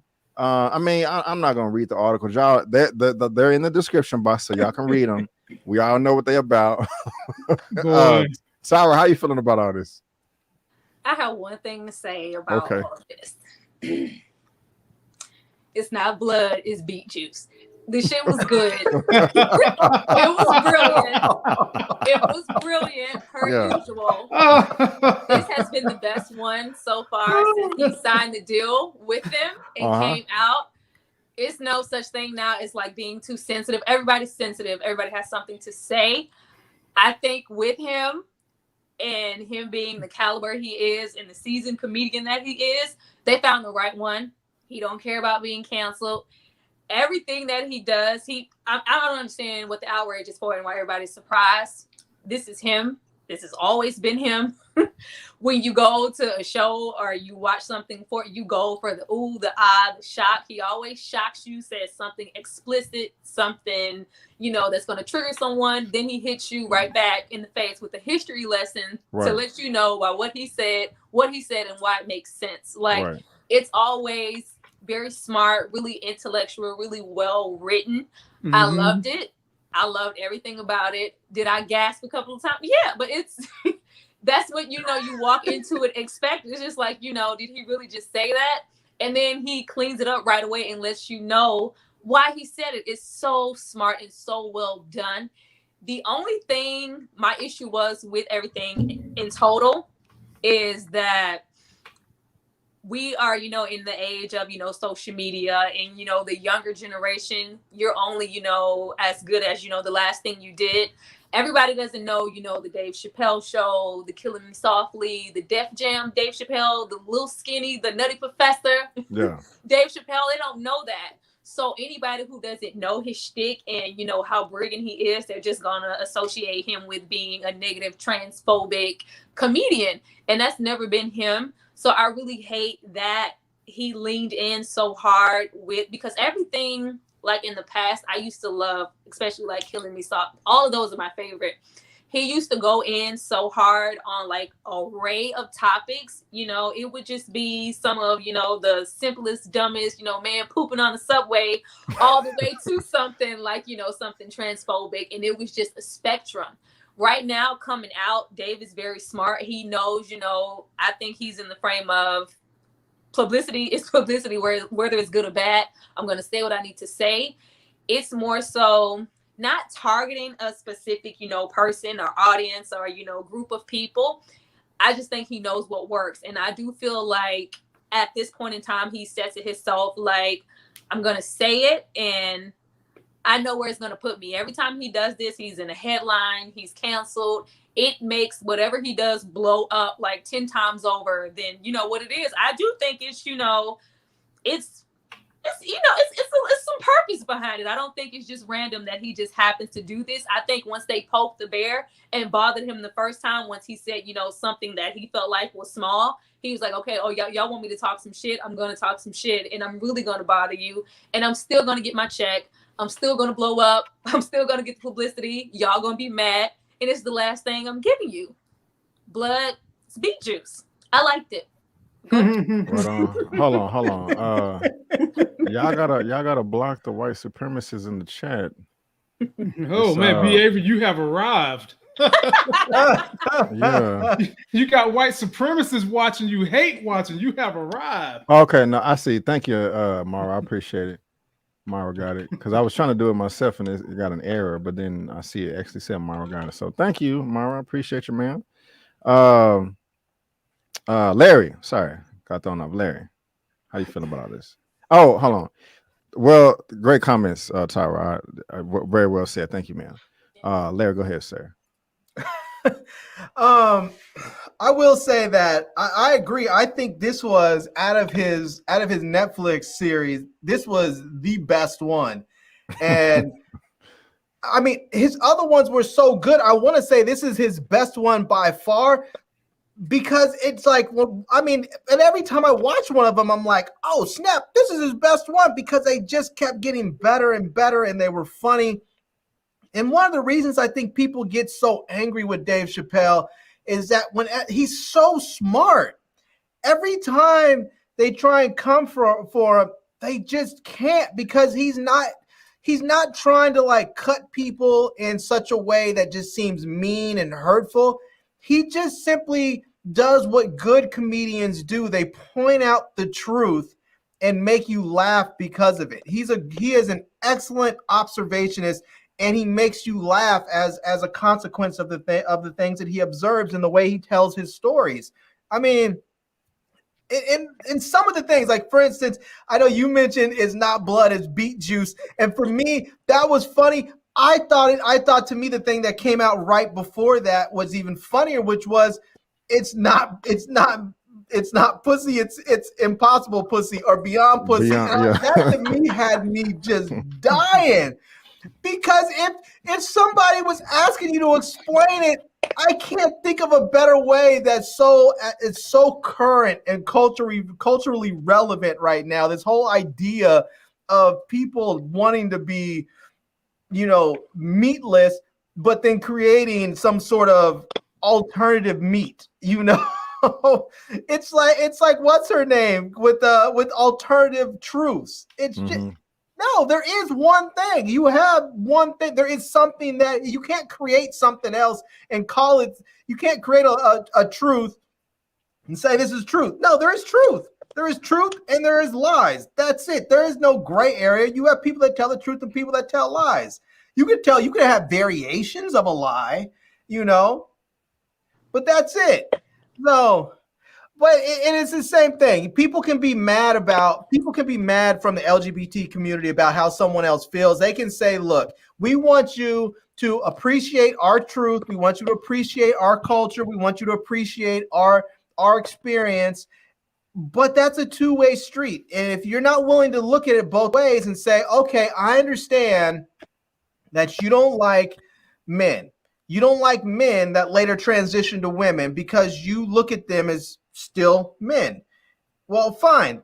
You have to accept that, but you can't then turn around and say, because I've heard LGBT people say, well, if you don't want to hook up with a trans woman, then you're a transphobe. You're transphobic and you don't like gay people. Well, why? I don't like that. So why am I a bad person? Because I don't want to hook up with a trans person. And you're acknowledging, they always say, well, I'm just a woman. Well, if you're just a woman, then why are you calling yourself trans? Why are you acknowledging your transition in what you call yourself? If you just call yourself a woman, why do people say, oh, he clocked my T? Where's the T at? If you're just a woman, then what is it? You know you're not just a woman, as you say. You are trans. You know that you started something else. And that's what it is. I know people don't like hearing it, but I mean, there are certain absolute truths in this world, on this planet. I mean, I'm black. I'm always going to be black. Even if I transition to become a woman, I'm just going to transition into being a black woman. I'm still going to be black. There are certain absolute truths in this world, and we have to accept those things. And people can get mad about it. You cannot like it, but it is what it is. It is what it is. I don't get to be transracial. I can't just say, well, let me check a box here and now say I'm white. I'm gonna go start wearing freaking tight ass khakis and a polo shirt, and lace up my shoelaces extra tight and say that I'm a white dude now. It doesn't work that way. It doesn't work. When the cop pulls me over, he's still gonna say, get out the car, nigga. Get out the damn car. And if I talk back, I'm gonna get a billy club upside the head or a couple bullets in my ass. That's just the way it is, because people recognize what people are, even if you don't like it, even if you don't want to accept what you are.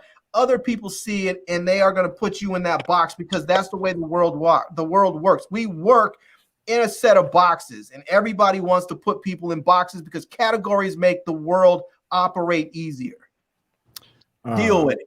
Before I come to Dave Lamont, Chappelle was awesome. Right on. Before I come to Lamont, let me just grab a super chat real quick. Tyron Rain Reloaded for $4.99. Thank you so much for the super chat. I do appreciate it. What a money reside, what a money reside, what a money reside, what a money reside. They say that women are biphobic if they don't want to date a bisexual man. Real spooky stuff I hear. I don't even know how to comprehend that. Hey, do what makes you happy. That's all I'm gonna say. But thank you for the super chat. I do appreciate it. And just real quick before I come to Lamont, I just want to say this: if you're a part of the LGBTQIA plus community, I feel that I respect you as a human being, just like everybody else. You deserve the same love, protection, and respect as everybody else, and you don't deserve to be mistreated in any way, shape, or form. So I ain't no hate over here just because we're talking about this. I just want to say that. I do feel that there should be. But Brandon, you have to also say within that statement, you also have to remind those people, the LGBT community, that they don't deserve any less respect, but they don't deserve any more either. Like, they don't deserve to have their struggles don't get to be elevated above mine because of their feelings. They don't get to say, okay, well, you not calling me by my particular pronoun because you made a mistake is somehow like, I don't get to berate you about this or destroy you or cancel you because you got something wrong. We all deserve respect, but not more respect. Well, we don't deserve less, but not more either. I was gonna get there, but you know, you took the words out of my mouth. My bad, man. My bad. Good. You know how I get. What was I gonna say? That what I said in that. I was just gonna say that I just feel that there needs to be more transparency, more communication. When it does come to the trans community, like what I mean by that is if I were to go on a date and I'm under the impression that you're a woman, but you're really a man, I need to know that immediately. So I can then make a conscious decision if I want to proceed with the date or not. Something else I was going to say as well. It just slipped my mind. I won't bring up that story about the locker room thing that happened in California. But now we talk about it. Oh dang! I shouldn't have said it. Well, no, it was a few weeks ago. It was on YouTube where it was a spa in California. It was a woman's locker room, and it was a person that had a male genitalia, penis and testicles, and they're in the locker room, so that everybody's getting undressed, and they expose themselves. There was a little girl in there. There was a black lady in there that was pretty upset about it, and she went and complained to the desk, like, "This is the women's restroom. Why is there a man in here with a penis and testicles?" And the excuse was, well, he identifies as a woman, and so she got really upset about it. And when it comes to situation, I'm not trying to poke fun or make fun or be funny or make jokes, but when it comes to one-off situations like that, I think that's pretty important as well. I don't know how to fix it, so that nobody will feel like an outcast, but at the same time, well, I'm not an expert in the area, so I'm just gonna leave it at that. All I'm saying is there just needs to be more communication and transparency to fix it. I don't think there would be any way to fix it because they're always having a sense of, separation. So if there was, us going back to this is the women's and this is the men's, and then if you go like this is, personal, trans, it's like, okay, well, you're still separating us. Why do we have to have our own bathroom when I identify as a woman? It's just a lose-lose situation. Right. Now let me get back to the Netflix thing though. I just kind of took a sidebar because I wanted to just let that part of the community know that I still respect you as a human being. I don't want you to think like just because you are gay or bi or trans that you're less of a person. I don't think that at all. I'm speaking for myself. I don't think that at all. But going back to the Netflix thing, Dave, I don't think Dave should be canceled at all. Especially with the way. Well, I'm supposed to be coming to Lamont.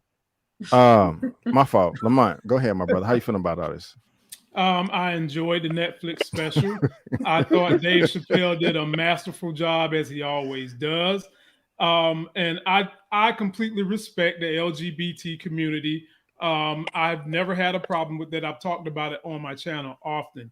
What I need to know is what exactly was it that offended the LGBT community that Dave Chappelle said in totality of his whole comedy skit, the whole thing, because at the very end, he dedicated basically the last 15 minutes of this skit to talk about the love and the endearment he got from the LGBT community from one person. Right. Dave Chappelle has gone on tours and have let his show be led opening act by LGBT community. Right. I do feel when you have a group that feels like they're oppressed or whatever, we should hear what it is they feel like is oppressing them. So like the situation with the Washington football team, when they was the Redskins, Native Americans didn't like the team being called the Redskins because that had a derogatory sense to them.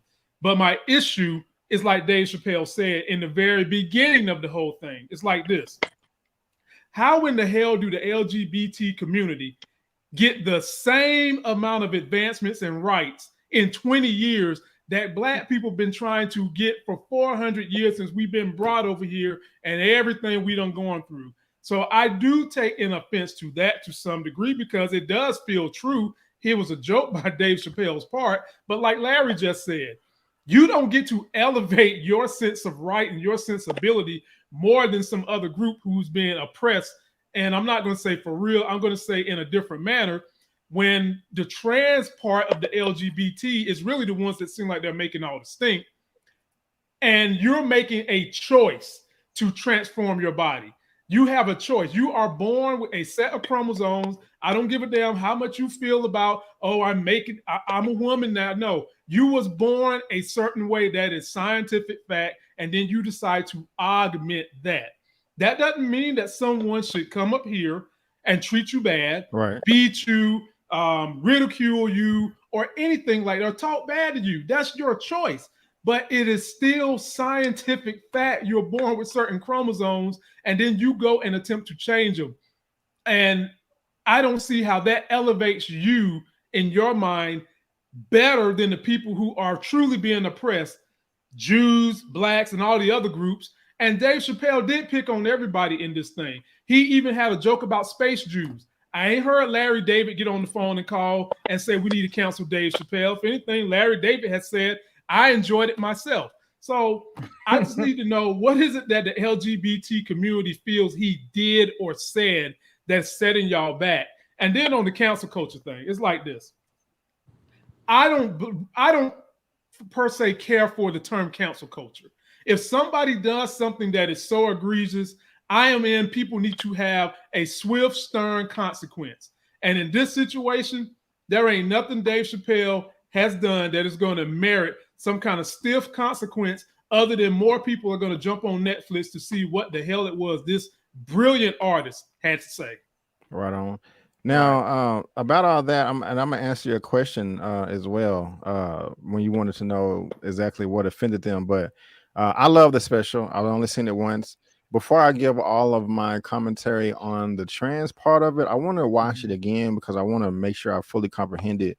But a lot of one thing that just disappoints me is a lot of people that have negative comments about the special that I have seen online, and everybody is all over the place. The few that I have checked out, I can tell that they didn't watch the whole thing, right? Especially at the end. I can tell that they just looked at clips that somebody else put online and they're just commenting off that. It's just clear as day as me. Lamont, you made up a great point saying that the last 15-20 minutes of the show, he dedicated the show to his trans friend and said it was a best friend. Like you said, opened up the thing, opened up for him on multiple occasions, saying that, you know, he would run jokes off of her. Hey, is this okay? And we don't mean to say that like, okay, hey, if somebody has one black friend that's non-black, that they mean that they understand. Well, this black person signed off on it. So okay, no, that's stupid talk. We all know that. That's not what I'm saying here. But also at the end of the show, he ended the special saying that I don't want to make any more jokes about the LGBTQ community unless we're all laughing together. Right. So he left it open like, okay, hey, I'm trying to learn, I'm trying to grow, I'm trying to understand, I make fun of everybody. If I'm gonna make fun of you too, I want to make sure that I'm doing it the right and wrong way. Now, hold on, let me address this super chat real quick from Karma Serene. $9.99 super chat. Thank you so much, ma'am. I do appreciate it.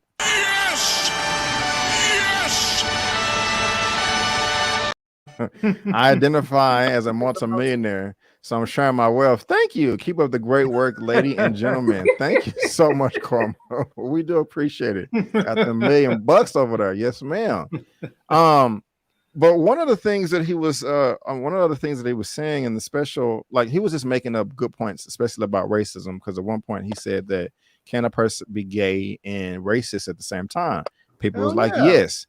And he was like, you know, they're a minority, but they want to be part of that group and get all the benefits until it benefits them to become white. You know what I'm saying? Right. And that is so true. And black people out there, if you're part of the LGBT community, if you're black, I love you. But don't be thinking you have some camaraderie with these white people in the LGBTQ, because as soon as it goes white and black, they're gonna abandon that LGBT minority group and then jump on the white supremacy train, and then you're gonna be stuck wondering like, oh, I thought we was gay together, you know. And I'm not trying to be funny, but I thought we had this camaraderie together, and that's just not the case. And you're gonna be they're outcast from everybody. So you got to watch out for that too. So that was some good stuff that he brought up. But in this report right here from the Hollywood Reporter, after the special, he got praised for it. So it looks like there's no part. He even before the show started, he was like, "This is gonna be my last show for a while." So he already knew. He don't care. But going over to the variety right here, y'all was calling her Miss Doubtfire in the chat I saw. Dang. This is Right. Jacqueline Moore, and she went in a little bit on why she was offended. Lamont just kind of saying it's not the jokes, it's what the jokes can do. They can possibly bring on violence. So I kind of want to touch on that a little bit. His show is huge, says Moore, who was a writer and co-showrunner on Netflix's Dear White People. He's a brilliant, goofy comedian. He's brilliant as a political comedian. He has been brilliant for so long, but I also don't think because you've been brilliant means that you're always brilliant. Let me see if she says it exactly. After the Chappelle special, I can't do this anymore. I won't work for Netflix again as long as they keep promoting and profiting from dangerous transphobic content that she shared on Instagram. I thought she said something like maybe I was wrong. Well, you did say that she said that joking on the community can lead to violence. But again, I still don't. What did he say in terms of a joke that would lead to violence on your community, that wouldn't lead to violence in the Jewish community, that wouldn't lead to violence in the Black community? Give me specifics. Give me detail. I need to know what you mean. It's probably the Beyond Meat, like, you know, you don't want nobody like, oh, you got Beyond Meat for, you know, coochie or whatever, you know. But see, that's an insecurity on a trans person's part because, B. Avery, they want to think they're a woman. And I've heard straight women who tend to get offended that these trans women run around here acting like they feeling the same things that a woman who was born natural is feeling in terms of going through a period and all that they're not. And if that is what she's trying to argue for, who's going to beat up nobody's trying to beat you up over that. They're insecure that if I'm a straight man and we go on a date and you're able to fool me into thinking you came out a natural woman, and I press you on it and somehow know I get the truth and I don't want to date you anymore, then I'm the problem. That's what that sounds like, the insecurity she's talking about. That's what it sounds like they're talking about in terms of, you know, we might have someone catch an attitude and want to go into a fight about something like that. Larry, go ahead. There's a couple of things. One of them, just backing up a little bit. What I was going to say, there's an easy solution to the whole bathroom thing is simply create a open bathroom. I mean, that's just what it is. And not to be funny, but back a few years ago, there was this whole thing where men were upset. They were like, look, I have my kid with me. I don't always feel like it's safe or I'm comfortable bringing my 2 or 3 or 4-year-old daughter into the bathroom when I have to go to the bathroom in public. And I don't want to necessarily have my young daughter out there splayed out for the whole world to see when I'm trying to change her diaper in a men's bathroom. So they created family bathrooms. It's a simple solution. You create another bathroom that is an open bathroom. If you want to go in there because you're gay, straight, whatever, you don't care if who's in the bathroom with you, you go into the open bathroom. If you're not comfortable, then you go to the men's or the women's. Simple. Right. They've done it before. They could do it again. You know. Yeah, guys, that was a few months ago. That was like this year. You can look it up. It was a pretty heated exchange at the spa, and yeah, it was just ugly. But now, as far as this whole cancel culture thing, I mean, one of the things that I thought was really interesting that Dave Chappelle brought up right out the bat is that the baby killed a Black man in a Walmart, and nothing happened to him. His career did not suffer. He killed another human being, took that life, and nothing happened to his career. But he says some unflattering words about a particular community, and all of a sudden now they want to take away his livelihood. I'm thinking to myself, I don't care about your feelings more than I care about a human life. I just don't. I don't care if someone hurts your feelings every day of the week. You are actually alive to feel those feelings. That other person's dead. Why is it that we care more about your white feelings than this Black person's life? And I just think that, like, he said it, people heard it, and then he moved on to other things and talked about so many other things so fast and so funny that I don't think people really let that sink in. And he brought it back a little bit, but I think it's just one of those things that we have to recognize, like, Black lives really do matter, and they matter more than your white gay feelings. Can I push back on that? Period. I didn't follow the story, but I think that when the baby killed somebody, it was out of self-defense. Self-defense. So he had a right to kill him. Okay. Or, you know, so I'm assuming it had to have been in self-defense unless the dude would have been locked up. But I'm still saying my point still matters. Black lives matter more than other people's feelings. I don't care if it's gay people. I don't care if it's white people, Asian folks, Hispanic folks. No, and the same goes in reverse. Your gay lives are worth more than my black feelings.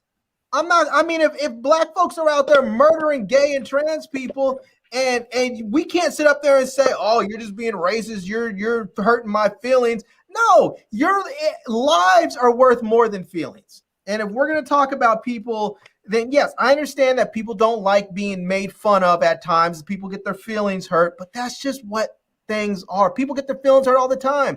Black folks, we've been getting our feelings hurt for 400 plus years in this damn country. We have been made the butt of every joke that could be made, and some people need to learn how to toughen their damn skin up. That's just what it is.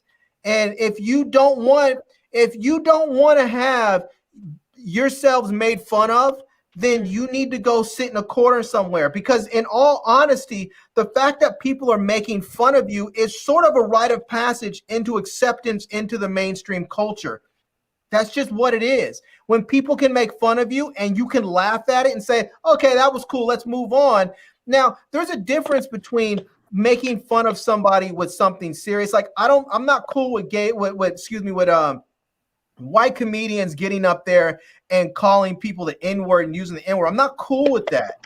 But I'm cool with white comedians getting up there and making jokes about black people where black people do some funny stuff. And I've heard white comedians say, black folks are about to tell some lies when they start a sentence with, well, what had happened was, because that shit is true. When you hear a black person say, well, what had happened was, about some BS is about to come up out their mouth. And when people recognize that and they use it in their comedy, I'm okay with it. But people do have to stop being so sensitive on certain subjects. And if they can't, then go sit in the corner. Right on. I think. Oh, go ahead. Let me go to super chats real quick. Jonathan saw $4.99. I renewed my Netflix sub just to watch Dave Chappelle special. We all come through Earth through a woman. You can't cancel Mother Nature. Thank you so much for the $4.99 super chat. Also from a beautifulist $5. The ignorance of the panel on the sensitivity of this topic is astounding.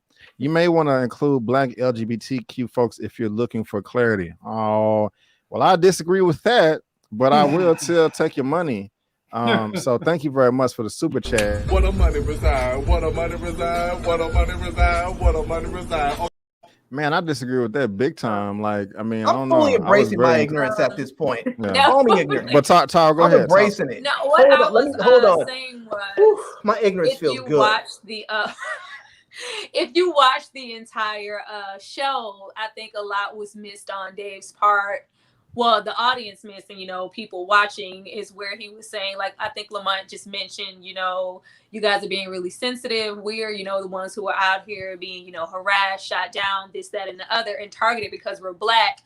And we know all too well that the gay and, it's really big in the trans community where they are, targeted and attacked because, they're trans or whatever the case may be.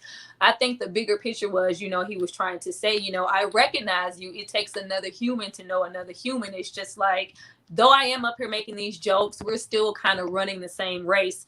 Is your race moving a little bit quicker than mine? Yes, it is. But just know that if anybody can identify with you as, just being targeted because you're gay, you're trans, you're a part of the community, we would, because, we've had the same struggles. We're running the same race. Like, don't just identify that I'm always attacking you. If anybody's going to understand, it's going to be me.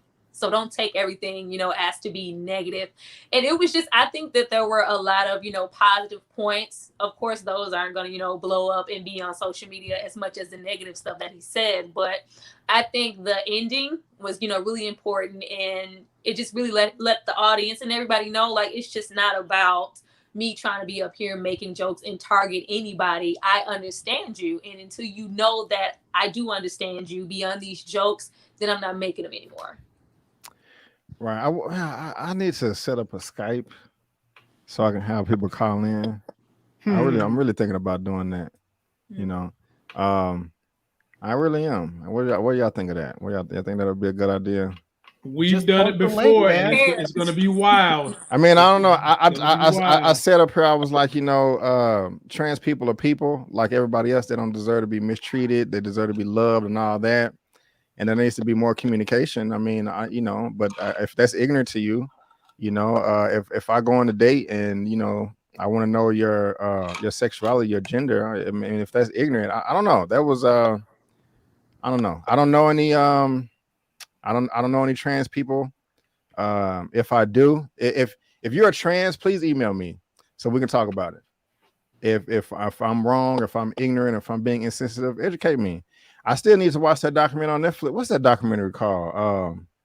Tara, help me out. I know What's it what about? Y'all know what I'm talking about. It's a documentary about I want to say it's about LGBTQ you're talking about. karma. Help me out. I know if you're still in the chat. What is it called? Can't think of it. Disclosure. I still need to watch this. Thank you, Mara. Yeah. I still need to watch Disclosure. Because when the whole you know, Black Lives Matter and then all Black Lives Matter, I was like, what are y'all talking about? We all in this together. You know, if Black people get reparations, if we get benefits, the Black trans community gets it too. You're raised up with us. And homegirl reached out to me talking about you need to watch something called Disclosure. I watched about 10 minutes of it, and I like what I was seeing so far. And so you know, you're talking about why would I know? Anyway. But yeah, so I don't know, beautiful one, fullest one saying that, you know, or I forgot exactly what you said, but I didn't like it. We're insensitive. Yeah.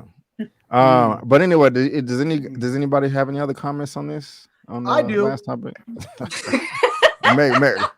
60 seconds. I want to say you were about to touch on something, saying that people in the LGBT community need to make sure that other folks know what they're dealing with. And I agree with that wholeheartedly, because if you don't, you start talking about very dangerous situations. If you are an LGBT woman that's passable and you go out with a man who thinks you are a woman and then finds out that you are trans, and you find yourself on a you know, as a hashtag because you've been killed, I'm not saying that it's your fault, but I'm saying that you could have probably prevented that by simply being upfront and letting this person know what your situation is so that they can make an informed decision, instead of in what a lot of people would say was trickery or fraud, saying that they didn't sign up for this. They signed up for going out with a woman, not with a trans woman. And Right. if you put yourself in danger like that and something bad happens to you, I'm not saying it's your fault, but it could have been prevented. But that's the thing, Lamont. I think what they really want you to understand is, because they're gonna take that and be cut and dry with it and just say, you know, oh, they're targeted for many reasons. Sometimes you don't have to be doing anything, or sometimes you can just be targeted as a trans person and then you're just attacked for being who you are. Mm-hmm. And I think that's, you know, where the confusion comes. Like, don't just think that, you know, we're out here being dishonest. Some of us are, you know, forthcoming with information. Every trans person is not, you know, hidden. We're just attacked just for trying to be who we are. 2 comments I gotta get real quick. Mara, I don't understand this. Black trans people aren't included in Black Lives Matter. Let's be completely honest. I genuinely do not understand that. I could be wrong. You know, I just don't. What are they not included in? If you are trans, please email me. I will keep it private. It will be between me and you. I want to know, because I don't understand. I think it's because when stuff happens, because, you know, everybody has been really close to the Black Lives Matter movement. It always seems that when it is something that happens to a trans person, it's not, you know, as reactive as when something, you know, happens to your everyday Black man or your Black woman. So what exclusion? What happened to a trans person though? It could be anything. I'm not sure. Because the only thing I know of is like a trans person was either beat on or murdered by another Black person. Now I will go ahead and say that is 100% wrong. That should never happen. But when it does happen, don't they receive justice? Doesn't the assailant go to jail and is punished for that? And to answer the question, I think is yes. But when we're killed by cops, there is no justice. You know, you have I don't know. But this is the thing that frustrates me, B. It's like people are acting like that, like the trans people and the LGBT people are acting like they're the only ones that are marginalized and disenfranchised with things. I get it that when things happen to trans people, maybe the community doesn't care in some respects. Maybe people don't care as a whole in some respects. But guess what? That shit is true for all kinds of people. We have been complaining about this whole thing about black girls and black women going missing, and no one gives a flying F. And then you have some little white girl with all kinds of mental health issues that gets killed by her boyfriend, and that shit has been on the news nonstop for 3 weeks. You know how many young black women are out there missing that no one's even bothered to look for outside of their families? Point. And we're supposed to be worried about your community when you're not worried about ours? Man, fuck that. Excuse my French. I'm not worried about anybody else's community until they start worrying about ours. You want to worry about ours? How about you put your girl up there for a week? How about the other people out there? How about when a little black girl named LaQuisha goes missing from Baltimore, you put her on TV and you start looking for her? How about you start sending people all out into the woods and into the swamps like they're doing for this dude out in Florida and they did for this white girl? How about you do that? How about you do that? Because you can say, well, that was a white straight girl. She was a white girl. Just like all these LGBT community people are white people out there that are talking about this. Now, as far as black folks, the black trans people say no one cares about when we get killed. Guess what? No one cares about when black straight people get killed either. So you're in the boat. And people start saying that you don't think you're in this Black Lives Matter thing. Guess what? You are, because you're saying people don't care about you. They don't care about us either. We're all in the same damn boat. Eman's movie reviews $20. We need to reserve canceling people for major issues like Harvey Weinstein. Agreed. And you said that on your show. I agree with that. Otherwise, hold folks accountable. Put them in timeout and allow the same grace you want in return to give people room to grow. Eman, I agree with that 100%. And thank you so much, my brother. I do appreciate that.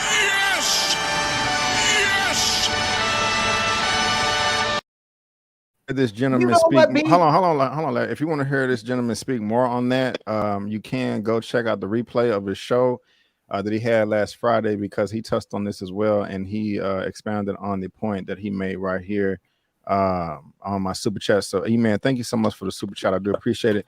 And Larry, last comment, and we're gonna head out of here. Now, I just want to comment on what Eman's on that subject he touched on, because Dave Chappelle did touch on this, and it's not. I'm not saying that Harvey Weinstein should not have been canceled. The things he did was egregious, and he should have been, charged with crimes and convicted of them, because he did crimes, and therefore he should be punished for them. But at the same time, you have people in there willing to allow these things to happen and not speak on them because they want to continue to work and do what they want to do. And Dave Chappelle, like he said, I can say what I want to say about this because I walked away.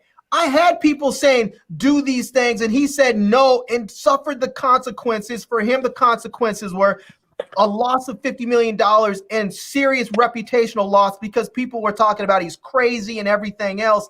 And so he has the right to talk about those things because he suffered those consequences. But he also pointed out that if people did not allow those things to happen to themselves, if they prioritized their own bodies and their own lives over their own profits, those things would not continue to happen. If you simply say, nah, fuck that, this is not worth it to me. I don't care how much money or fame I'm going to get. I'm not doing that. You're out of your cotton picking mind. And didn't allow it to happen, and then went and told on the people that were trying to do it, it wouldn't happen. People like that stay in power because people allow them to stay in power. Right on. Well, thank you very much, sir. Well, guys, I want to thank y'all so much for being here. I do appreciate it. For a Movie News Roundup show number 34. Had a number of topics and a lot of great comments. And so whether you're watching this via live or on the replay, please let us know what you think down in not the description, but the comment box below. Again, Tara, you did great. You're welcome back anytime. I love every word you had to say. why don't you let the good folks out there know what you have going on your channel right now? Let's see. All right. Well, tonight I will be dropping episode 7 of Wu-Tang, and tomorrow, Wu-Tang. Yes, Wu-Tang. And tomorrow we will be doing throwback. We doing a little vampire in Brooklyn tomorrow. Nice, So nice. that should be fun. Nice. Lamont's already cracking up. Because me and you done had this debate offline. We're gonna have a debate about that one too. Right on. Yeah. Uh-huh. Yeah. Mm-hmm. This is classic stuff. I'm gonna be nice. I'm always nice. Okay. I will be nice to remember, little you said it. You said that some people bleed beet juice and some people bleed blood. Remember, you said that. Lamont, what you got going on your channel, my brother? Oh man, on my financial channel, I'm gonna teach you guys how to do a straddle, and I ain't talking about the kind with the horse. A straddle for your stock market. I'm gonna teach you guys how to do that. So if you think a stock is gonna stay pretty much flat or barely make a move up or down, you can capitalize on that. And then in terms of the TV and movie shows, we've got Black Mafia Family that's been taking off pretty well. We've got some power videos coming because that's about to get kicking off in November. And Hightown and Curb Your Enthusiasm. My wife has said she will commit to reviewing Curb Your Enthusiasm on the review channel. So we're going to get all those videos popping, man, and let's get ready to do it. Right on. And last but not least, Larry, what do you have going on your channel, sir? Oh man, more tech reviews as always. I have lots of good stuff that's always coming in, and so I'm gonna be focusing my channel more. I've been sort of starting to get into that more of like the sort of photography, filmmaking thing, and my studio is showing people how to hook up lights in different ways, and I'm gonna do some of that. I've been doing a little bit of the cord cutting too, because a lot of people have been asking how to watch games and stuff. So I've been showing people how to get free NFL games and stuff for free, the legal way, because a lot of people like that bootleg stuff, but there's a lot of legal ways to watch games out there absolutely free. So I've been showing people that. Yeah, I think I'm just gonna, this year, the rest of the year, it's gonna be sort of chill. I'm slowing down a little bit and just sort of, relaxing and not going quite as hard as I always have been. But in the coming year, I'm about to just let people have it, man. I'm about to just, I've been pumping the brakes a bit. I'm about to take the limiters off. All right.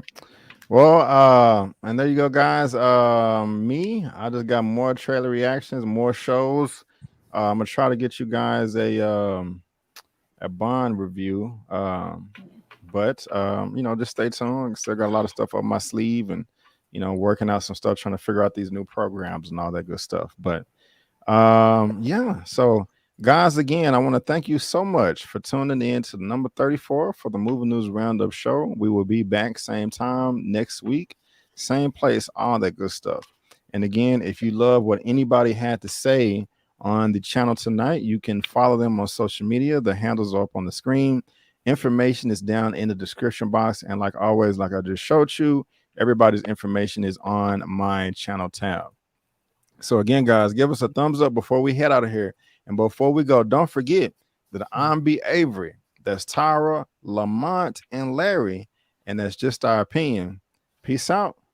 And we'll see you next time.